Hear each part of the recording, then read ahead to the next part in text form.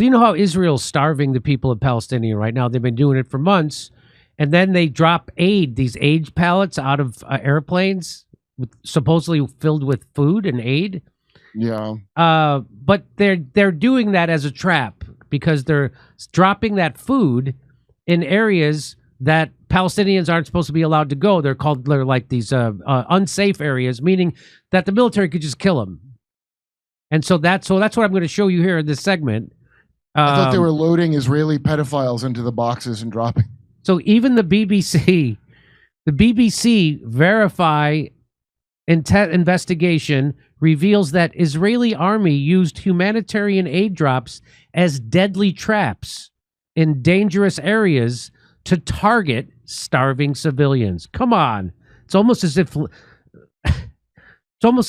Bill Gates was a Israeli. That's what it sounds like. Anyway, let's want to watch here. Here's a little bit of it. After widespread reports of mass starvation in Gaza drew global condemnation, in late July, Israel allowed some aid to be delivered by air.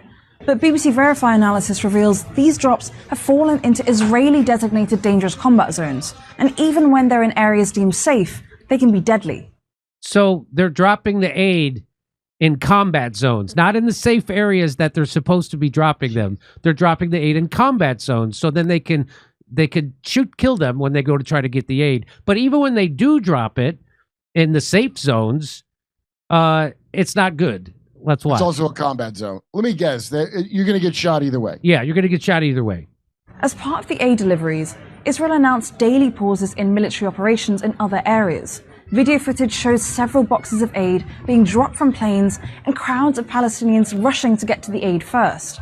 But BBC Verify found 10 separate occasions where aid was dropped into danger zones. Those areas are in red and are where the Israeli military has explicitly warned people not to enter.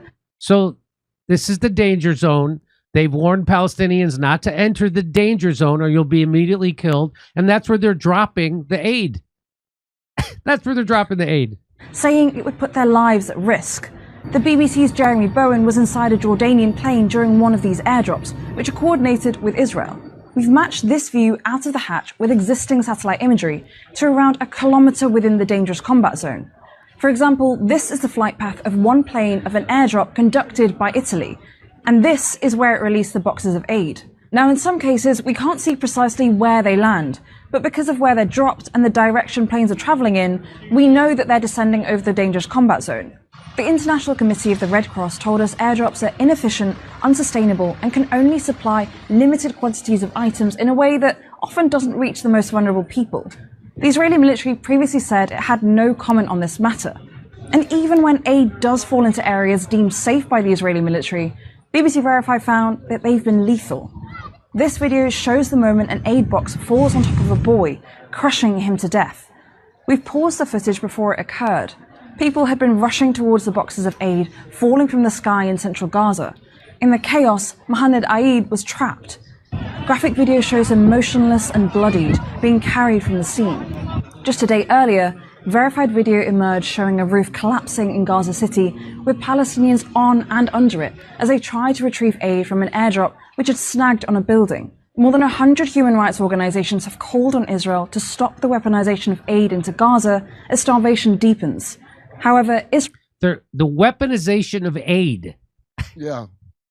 So they starve the people, and then they use the aid as another way to kill them. And a lot of times, the aid package just drops right on top of people, right on top of their refugee tents, and smashes them. Bon appetit. Israel denies there are restrictions on aid and says aid trucks and airdrops continue. So they're just, everything they do is destruction and death. Everything. So here, Middle East Observer tweets out, airdropping aid into Gaza, a costly theatrical performance, sometimes deadly. International and UN agencies have described the operations of airdropping food aid into Gaza Strip as costly, ineffective, and failing to meet the minimum needs of the population, considering that they do not contribute to alleviating the famine ravaging tens of thousands of besieged civilians, but may actually pose a deadly threat to those pursuing them. In a visual documentary report, Palestinian photographer Mahmoud al-Salih documented the journey of death for food that tens of thousands of Gaza residents undertake daily in a perilous attempt to reach aid distribution points. So, even when they pretend to do something good, it goes bad. Zionists they're like a Curb Your Enthusiasm episode if it were produced by Blumhouse. Here, let's watch this. So, I don't know if you saw that, but it fell right on a tent. أرجوكم توقفوا عن مساعدتنا بهذا الشكل. بهذا الشكل أنتم تقتلوننا.